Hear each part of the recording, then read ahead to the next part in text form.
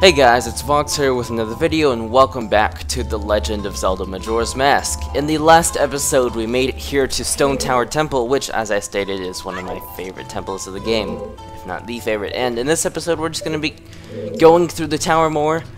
There's really not much else. I mean, there's a lot to do in this place. So, first off, we're going to come into this room by using our key that we obtained last episode, and there's water here. So, become a Zora to get in the water. Now, it may seem like you have to do one of those fancy dive things up here, but you actually don't have to. All you need to do, come over here to this Dexy hand, and this will not damage you, and it'll just throw you right up here. And that Beamos can't get me, so I'm happy. But I can't get it either, so whatever. Alright, so anyway, over here we have a chest with another small key, of course. Okay, so there are just a couple of rupees and magic and arrows there. So what we want to do now is come over here. We see that there's an upside down door, so that's actually not where we want to go. What we want to do is come over to where this Dexy hand is, and it didn't even try to attack me. Wow. Okay, well, anyway, let's come into this room, which is completely, well, more or less completely underwater. And there are some skullfish here. I hate skullfish. Oh well. Now if we come down here, other than being mines... Sorry about that, I got interrupted for a second, and I unintentionally hit that switch. So, when we hit that, something kind of interesting happens, being that a chest appears on the ceiling, which I have pointed out lots of stuff being in the wrong direction. And, that's just one other thing. We still have no way of getting to it. There is no possible way to open it at this point, so I'm really not even going to try. So that's all we have to do here. If we come up here, we can finally get up to some land. Well, I guess technically it's land. And over here we have a beam of sunlight, which if we get out our mirror shield, we see that there's this mirror thing over here. We're going to be seeing these quite a bit in this dungeon. What they do, basically, if we point our mirror shield at it, we can store light in it. Now, if we just hit it for a couple of seconds, that light's only going to stay there for a couple of seconds. If we hit it for longer, that light's going to stay there longer. So if we just let that go, it's going to be, I believe it's the equal amount of time that you hold it here. So we're just going to let that store energy for a while, then head over here and hit that block, which will reveal two doors, actually. One normal door, one upside down door. So other than this bomb shoe, there is a chest here with, I'm sure at this point we all know what it is, the compass. Yes, so wow, okay, that kind of scared me. So next thing we want to do is, if we come over here, we want to get our fire arrows, and there is an ice switch slash ice switch up here, which we can shoot with our fire arrows, which will generate yet another upside down chest. Kind of annoying, since there are so many chests that we see but cannot actually get to. Let's see, if I'm correct, I forgot which door we need to go to, so let me check over here, since this one we don't have to unlock quite yet. Okay, this just takes us back to the main room. So, let's not come in here. Instead, we're going to come over here to this locked door.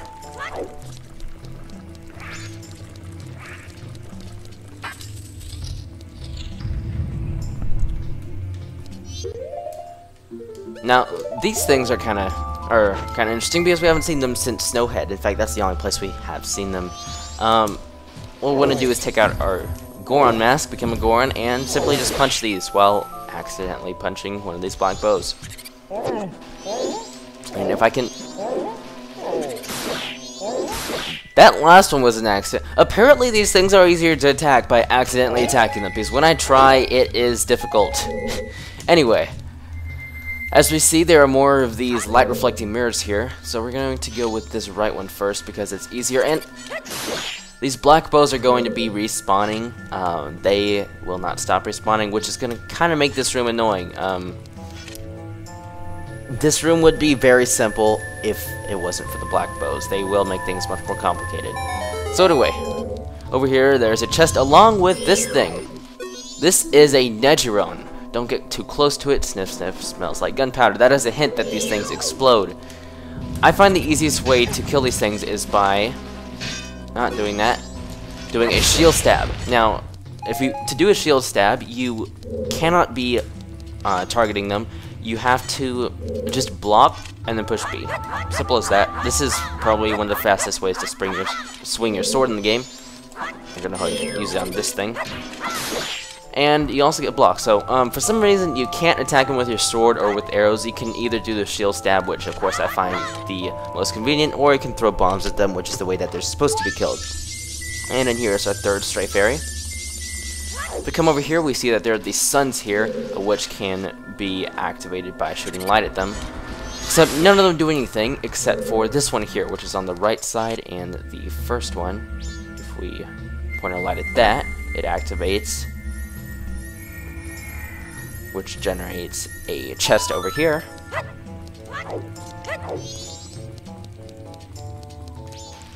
And then this chest is our fourth stray fairy.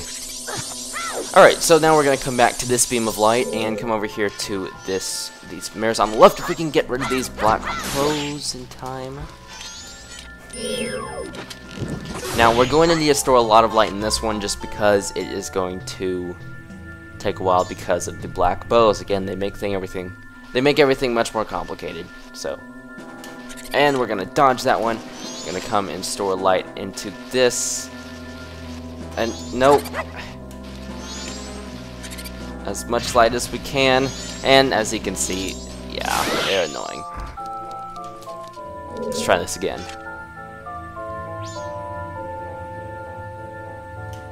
And before they respawn.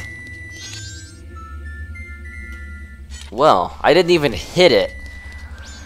Okay, come over here.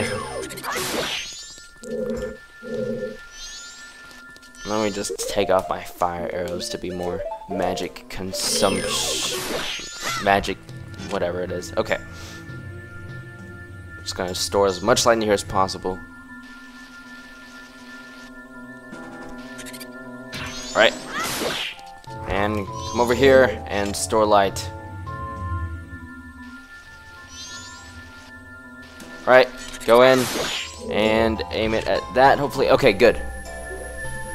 And I just got a Facebook message and I thought Facebook was off. Okay. So, anyway, over here we have one of these things again. I hate these things because they are annoying. Oh, basically, by the way, something I want to mention, their name being Negeron, basically Neji is Japanese for like something that is disguised or, you know, impersonating, and Ron is the RON from Goron. So basically they are Goron impersonators.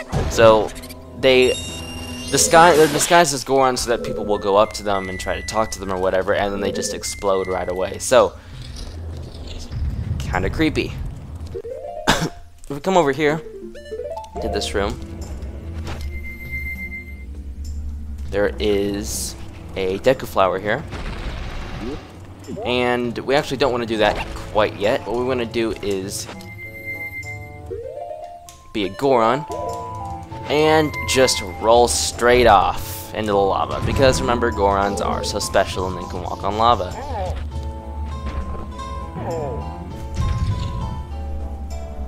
And what we're going to do now is really quickly roll all the way to that. I said quickly, roll to this switch.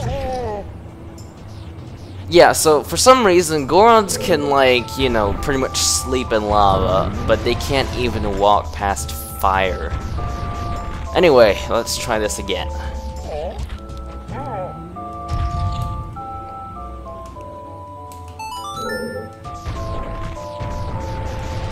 Maybe if I'm more careful, it'll be better. No, no, no. Oh, come on. One more time.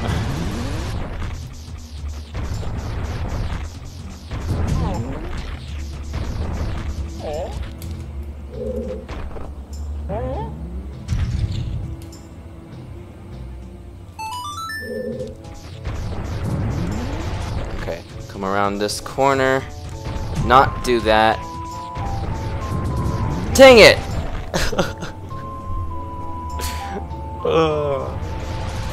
Okay, and I barely made that, but I made it, so that's all that matters. Okay, so now we're going to head back to where that original switch was, and then do the Deku thing that I was attempting to do before. And if it is so difficult to not hit those things in the middle, it's kind of annoying. So as you can see, this dungeon is kind of already giving us elements from other, some of the other temples, like that water room we had earlier was kind of resembled Great Bay, and this room a bit Snowhead since there's lava and all that. So that kind of goes more back to about how I was saying about how, you know, it brings all the forms together. I don't know what I'm trying to say. Anyway, over here there is a chest, which is the one that we just activated, by the way, with our 5th stray fairy in here. And can I make this jump? I believe I can, and I can. Alright, so these things here basically act as a way to boost my flying radius. They will increase it, and I'm going to fail at this one. Maybe. There we go. Okay. This is difficult. No, no, no! Okay, let's try doing this again, but the right way.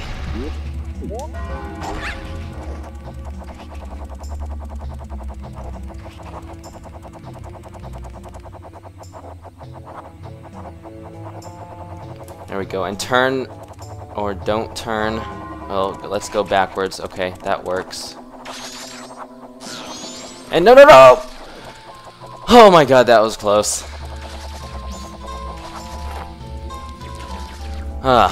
Okay. And then here, 6th stray fairy, yeah, all that. So, this room, well, going back to my theory about Stone Tower, if you remember how I mentioned that the leader of the Garos resides in this tower, well, this is that room.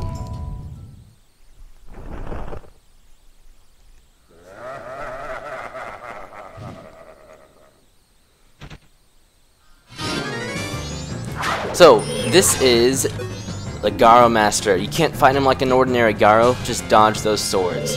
So, like Tattle says, we can't fight him like an ordinary Garo because if we try to attack him, he will, well, first of all, he's a bit quicker than a normal Garo. And, well, we can maybe get him at a good time.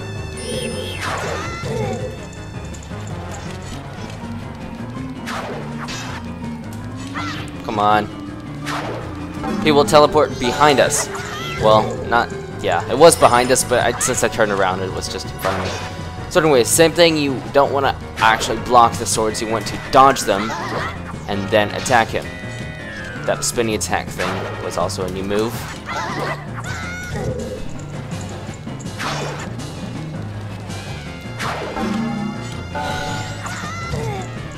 That attack is very difficult to dodge, by the way, so watch out for that. Also, I wouldn't worry about jump attacking him, just swing your sword when you can, because he is very quick, as you can probably tell.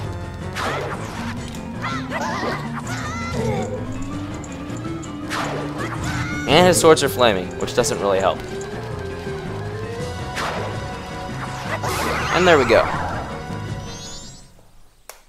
To think I could be defeated. Although my rival, you were spectacular. I shall take my bow by opening my heart and revealing my wisdom. If you shoot that which releases the sacred golden light onto the blood-stained red emblem outside the temple, it shall rearrange things in which the earth is born in the heavens and the moon is born on the earth. Do not forget these words. Die I shall, leaving no corpse. That is the law of us Garo.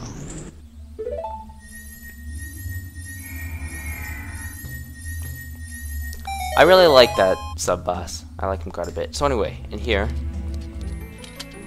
we have our dungeon item. Now, once again, following the patterns of all the dungeons, we have another set of arrows. These are the light arrows. The light of justice shall target evil. So the light arrows are the most magic consuming arrows. As you can see, fire arrows, this is something I really haven't mentioned. Fire arrows consume 2 magic points. Ice arrows consume 2, and light arrows consume 4. Light arrows are the most powerful and are used for quite a bit of unique reasons, one of being the one that the Garo explained. So, in the next episode we will see those reasons. So, thanks for watching, and I'll see you in the next video.